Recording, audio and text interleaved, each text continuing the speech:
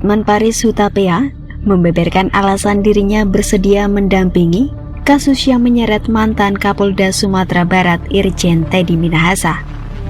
Pernyataan itu disampaikan Hotman saat memberikan keterangan pers usai sidang pembacaan tuntutan oleh Jaksa Penuntut Umum di Pengadilan Negeri Jakarta Barat Kamis 30 Maret 2023. Mengenai banyaknya usulan Hotman Paris yang selama ini katanya membela rakyat, kok bisa membela narkoba? Saya tidak membela narkoba, saya membela orang. Sambo aja, Sambo berapa duit gua ditawarin, sudah tanda tangan surat kuasa. Sambo itu sudah tanda tangan surat kuasa untuk saya, untuk mewakili dia dan juga untuk mewakili istrinya.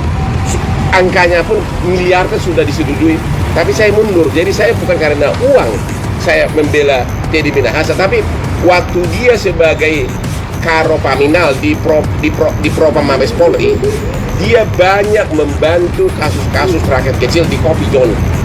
Setiap ada dugaan pelanggaran polisi waktu itu di Kopi Joni atas rakyat kecil, setiap saya ngadu ke dia karena dia adalah polisi dari polisi, dalam 2 jam dia tangkapi langsung. Sebagai teman, masa saya tolak? Itu loh, sebagai teman. Dan kasus lain pengeboman pun pakai pengacara juga. Itu loh kira-kira ya.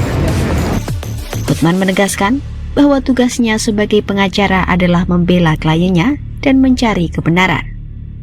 Ya, kita ini kan membela klien. Kita ini kan mencari kebenaran. Kita itu pengacara itu bukan untuk membela orang jahat, tapi mencari kebenaran. Mencari kebenaran. Apakah nanti bersalah atau tidak itu terserah majelis. Ya jelas dong kalau dihukum mati ya kita tadi tensinya agak sedikit naik, itu wajar dong. Kita kan harus setia sama klien pada saat itu, gitu loh.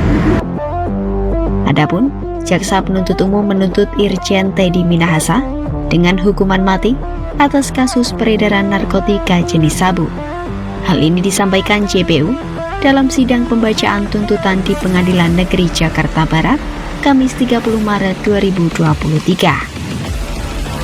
Mantan Kapolda Sumatera Barat itu didakwa mengendalikan peredaran barang bukti sabu hasil sitaan Polres Bukit Tinggi. Sebelumnya, Hotman Paris juga sudah memprediksi bahwa kliennya bakal mendapatkan tuntutan berat dari Jaksa Penuntut Umum. Hal tersebut disampaikan Hotman menjelang sidang pembacaan tuntutan JPU terhadap Teddy Minahasa. Hotman menyebut perkara yang menjerat Teddy di tingkat pengadilan negeri memiliki tekanan yang besar dari publik. Minahasa Putra bin Haji Abu Bakar dengan pidana mati. Sidang pembacaan tuntutan kasus penyalahgunaan narkotika dengan terdakwa Teddy Minahasa digelar pada Kamis siang 30 Maret 2023 di Pengadilan Negeri Jakarta Barat. Isi tuntutannya, jaksa menuntut Teddy Minahasa dengan pidana hukuman mati. Teddy Minahasa dinyatakan terbukti secara sah dan meyakinkan telah melanggar pasal 114 ayat 2 Undang-Undang Narkotika Junto pasal 55 KUHP. Pada tuntutannya, jaksa meyakini Teddy Minahasa bersama dengan mantan Kapolres Bukit Tinggi AKBP Dodi Prawira Negara telah menggelapkan barang bukti narkoba untuk kemudian dijual kepada terdakwa Linda Puji Astuti. Dalam pertimbangannya, jaksa menilai tidak ada hal yang meringankan untuk Teddy Minahasa. Tim kuasa hukum terdakwa Teddy Minahasa yang dipimpin oleh Hotman Paris Hutapea menyiapkan sejumlah strategi pembelaan guna menanggapi tuntutan pidana mati dari Jaksa Penuntut Umum. Pihak penasihat hukum Teddy menyebut nantinya nota pembelaan akan menyasar pada hukum acara formal yang dinilainya tidak sesuai dengan undang-undang. Kita akan jawab nanti semuanya dalam pledoi. Ya, seperti saya bilang tadi, kalau dari segi hukum acara, bahwa memang surat dakwaan batal demi hukum, harus diulangi lagi kalau mau, ya. Dan itu nanti itu strategi yang kita terapkan dan jangan lupa ini kasus sampai banding, kasasi, PK, dan mungkin kalau di tingkat pengadilan negeri biasanya tekanan publik itu lebih banyak dibandingkan dengan apabila sudah banding kasasi PK. Kasus yang menjerat mantan Kapolda Sumatera Barat Irjen Polisi Teddy Minahasa ini sempat mengejutkan publik. Kasus narkoba ini justru terbongkar saat Teddy tengah dipromosikan menjadi Kapolda Jawa Timur menggantikan Irjen Polisi Niko Afinta yang dicopot dari jabatannya akibat tragedi Stadion Kanjuruhan. Persidangan terhadap Teddy dan kawan-kawan mulai digelar sejak 2 Februari 2022 lalu. Dalam sidang terbongkar fakta alur perintah Teddy dalam jaringan bisnis narkoba yang dikelolanya dengan melibatkan sejumlah personel kepolisian dari mulai yang berpangkat AKBP hingga Aibtu.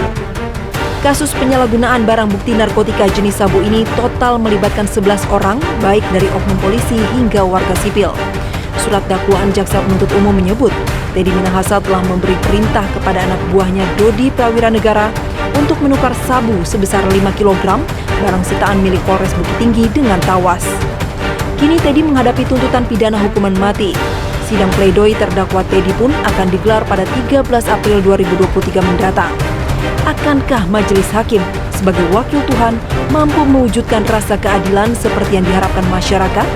Nampaknya kita perlu terus mengawal jalannya sidang hingga paripurna.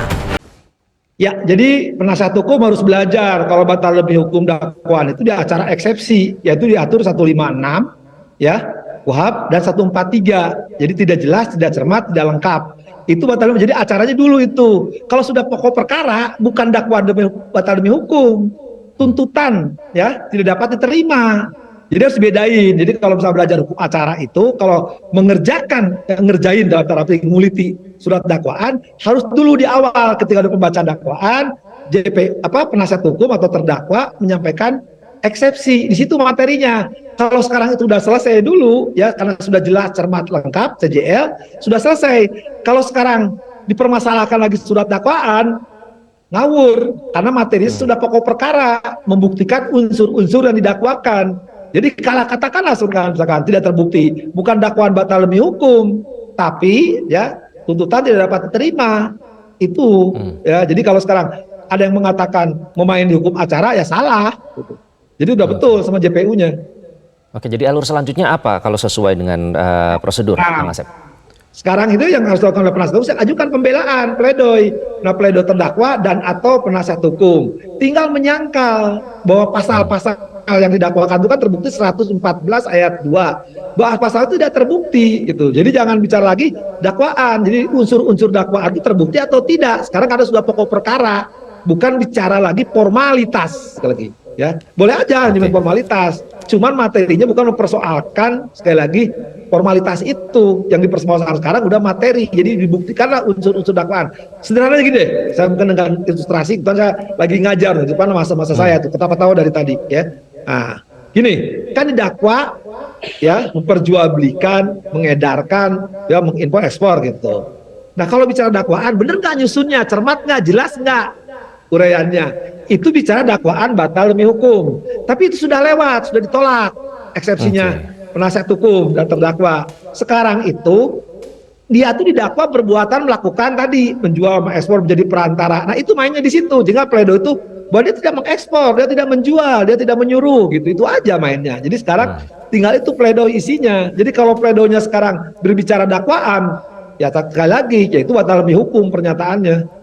Oke, Kang Asep, kemudian tuntutan JPU terhadap Teddy ini kan jauh lebih berat ya kalau dibandingkan dengan tuntutan pidana terhadap terdakwa lain, Dodi misalnya 20 tahun dan Linda 18 tahun. Apakah ini sudah tepat menurut Kang Asep? Ya bukan tepat lagi, bahasa hukumnya tepat dan benar. Kan sekali lagi, kan tingkat Kapolsek, walaupun di Jakarta ya, Kapolres, Kapolda ya. Ini tertangkapnya di Bukit Tinggi, laporkan, suruh sisihkan 5 kilo. Ya sekarang kan komandan tertinggi di mana-mana juga komandan bertanggung jawab. Yang merintahkan menyisihkan 5 kilo siapa? Ya terlepas pun apapun alasannya, ya keterangan terdakwa berapa dirinya. Artinya apa? Kalau sekarang di bawahnya ada 17, 18, 20 tahun, kan logikanya nggak mungkin jenderal ini dituntut di bawah 20. Ya kalau nggak seumur hidup mati, makanya tepat kalau dia tuntutannya mati. Nah sekarang bagaimana supaya tidak tuntutannya tidak hukumnya, vonisnya hakim tidak mati, tinggal penasihat hukum menjelaskan. Ya, kan tidak ada keringanan kan? Kalau tidak ada keringanan, kita maksimal, yaitu mati, jadi tepat. Kalau misalkan logikanya bahwa yang di bawah itu kan pasal penyertaan aktor intelektual, ya harus lebih tinggi lah hukumannya. Ya mungkin JPU belajar dari kasus kemarin Ican kan, 88-12 gitu, yang ada aturan tidak boleh 18 sekarang mah jelas. Karena ada yang 17, ada yang 18, ada yang 20, berarti yang terakhir ya kalau nggak seumur hidup mati, dan sekarang putusannya mati kan. Jadi tepat sekali. Kuasa hukum Teddy menilai